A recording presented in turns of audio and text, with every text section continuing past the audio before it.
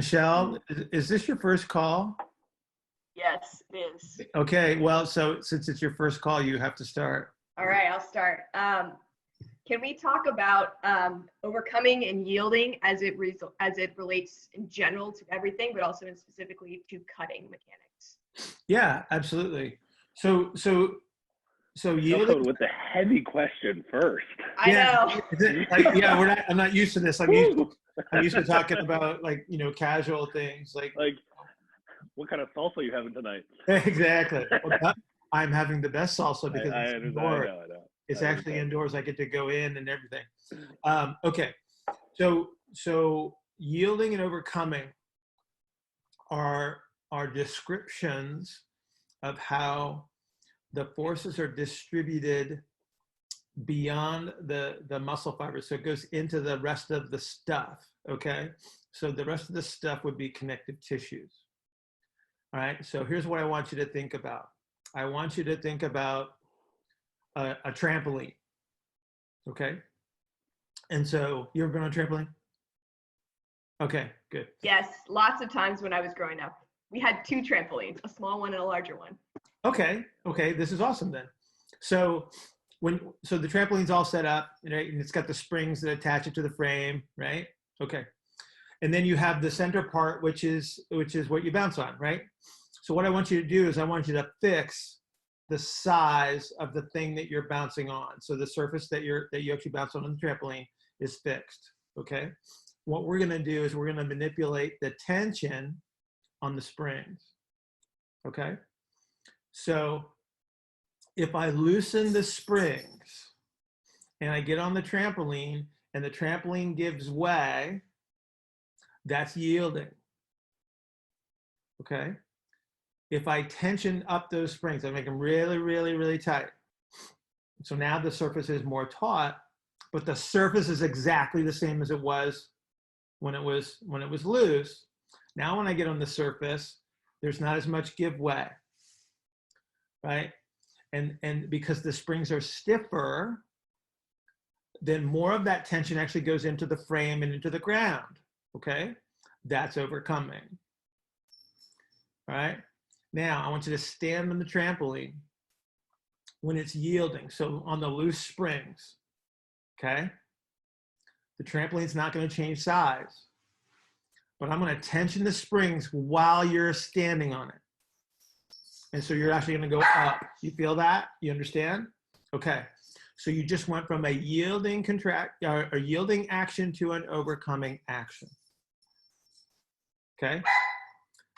The way that this happens inside of us is based on the rate of loading associated with the activity. The slower the rate of loading, the more yielding you'll have. So the tissues that approximate the musculature that's doing the work, right, they basically elongate, okay? And that creates a dampening effect, right? So let me give you an example of that. Have you ever done a box jump? Okay, so if you jump off of a box and you come down and you land and you absorb the landing, so you're really quiet, but you have to you feel that you lower your center of gravity, and it takes time for you to come to a halt.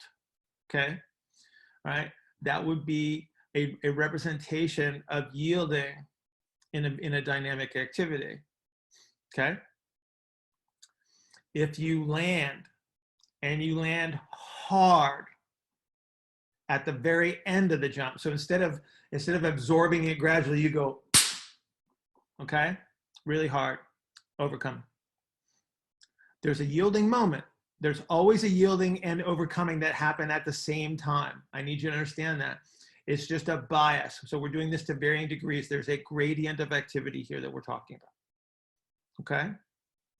And so that is the representation of what yielding and overcoming is. Okay? So when we're talking about cutting, so I'm dynamically moving, I'm doing whatever I'm doing, whether I'm doing a drill, I'm playing a sport, and I'm going to go cut off my right foot. Okay? So I I reach out with my right foot. Okay, it touches the ground, and then everything moves in that direction. Okay, and so unless I want to hit a big hard jolt, I got to be yielding. Get it? Okay. So initially I'm yielding, but I'm also decelerating. Okay. I'm also changing joint angles. So I have muscles that are changing lengths, and then I have connective tissues that are absorbing force. The rate at which I absorb that force determines whether the tissues are really, really stiff, overcoming, or whether they're softer and yielding. So you see how that's a combination of things, but we tend to just represent the description by the bias, okay? So where you're gonna see the biggest overcoming element is at the, like right at the turnaround. You get it? So I move into it. I'm yield, less yield, more overcome, less yield, more overcome, yes, less yield, more overcome. Boom, overcome going in the other direction. Get it? Okay? But this is happening all the time, just to varying degrees, right? And so the stiffness of tissues behave differently under those circumstances based on the rate at which they're loaded.